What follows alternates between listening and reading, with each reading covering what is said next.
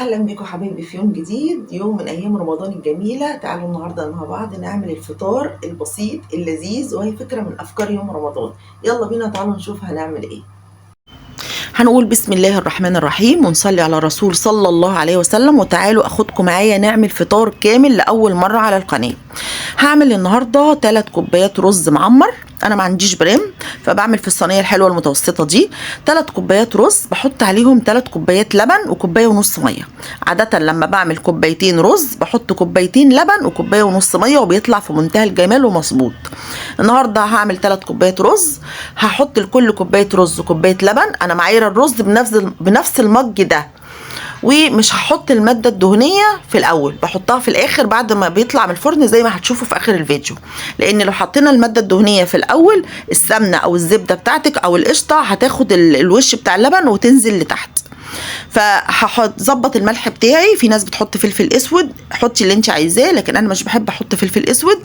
وهحطه في الفرن، اظبط الدنيا كده. ما تنسيش بقى وانت بتشتغلي في المطبخ تسبحي كتير، تستغفري كتير، تصلي على الرسول كتير. طول ما انت واقفه في المطبخ ده اعمليه السبحه بتاعتك او المكان المقدس للذكر يعني. ونقلل من المكالمات في التليفون واحنا واقفين في المطبخ، لان ما يضرش ان انت هتجيبي سيره ده، خصوصا لو بتتكلمي مع اختك او مع واحده صاحبتك مقربه. فنقلل الكلام في التليفونات في الايام المباركه دي، علشان نجيب ونجمع اكبر عدد من الحسنات.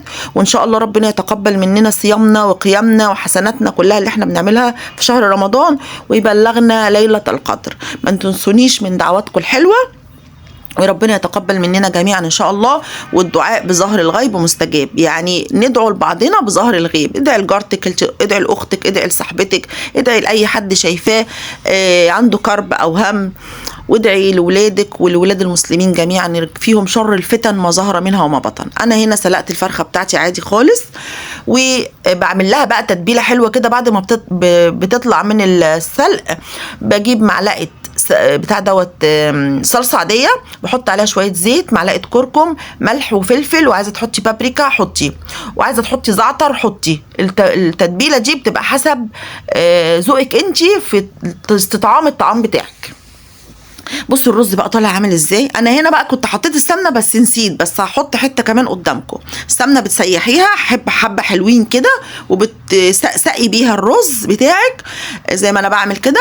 وهتحطي بقى، انا حطيت حته صغننه كده في الاخر عشان اوريكم بس، لكن انا كنت حطيت السمنه ونسيت اصورها يعني. حته سمنه بلدي بقى كده، ووزعيها بالتساوي في جميع الصينيه، وتحطي تخرميها كده بالسكينه عشان السمنه تنزل تحت. وتحطي حته قشطه على الوش، وتدخليها الفرن تاني علشان يشرب بقى السمنه بتاعته. بس تدخليها الفرن بقى 10 دقايق كده، وبعد كده خلاص القشطه بتاعتك بقى دي كانت وش اللبن يعني، مش شاريها مخصوص. وبصوا احلى صينيه رز معمر هتاكلوها في التاريخ، وبالهنا والشفا طبعا. وبحطها في الفرن تاني لغايه لما تشرب السمنه بتاعتها والقشطه بتاعتها. هنا بقى الفرخه استوت. بدهنها بقى من التتبيله الخطيره اللي انا عاملاها دي، حته صلصه على زعتر وكركم وملح وفلفل وبابريكا وشويه زيت. تمام كده. بحط بقى الفرخه تحت الشوايه تاخد وش فوق وتحت. هنا بقى هعمل شويه ملوخيه خطيره. بجيب ملوخيه مجمده، او لو انا مفرزاها بعملها. بفك بقى الملوخيه خالص كده، وبعمل لها الطشه. عايزه كنت نفسي تبقوا معايا وانا بعمل الطشه وتسمعوا بقى العظمه التحفه تحفه تحفه اللي انا بعملها، ريحتها خطيره. حته سمنه بلدي بقى كده، ومعلقه توم كبيره حلوه كده. شايفين الملوخيه خضرا ازاي؟ مجمده دي على فكره، ولما بفرزها بتبقى لونها كده برضو.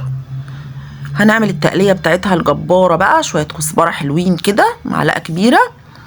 والطشه بقى اللي عايزه اقول لكم جابت لاخر الشارع.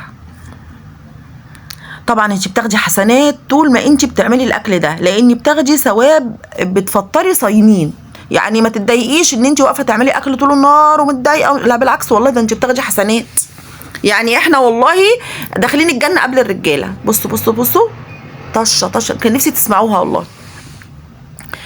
خطيره خطيره خطيره، الريحه جابت لاخر الشارع. طبعا الف هنا وشفا، وتسلم ايد كل ست جميله بتعمل اكل لاولادها وزوجها. ولبيتها، خصوصا لو كانت بتشتغل، لان بيبقى العبء تقيل قوي عليها. ربنا يعينك يعني. كده بقى هنغرف عشان خلاص المغرب فاضل عليه ربع ساعه. وده كان فطارنا. الف هنا وشفا على ولادي اللي هم كلوه من 4 ايام. بصوا صينيه الرز تحفه تحفه تحفه، جربيها بالطريقه دي. ما تحطيش الماده الدهنيه في الاول، حطيها في الاخر علشان يبقى الوش قابب كده وشكله حلو.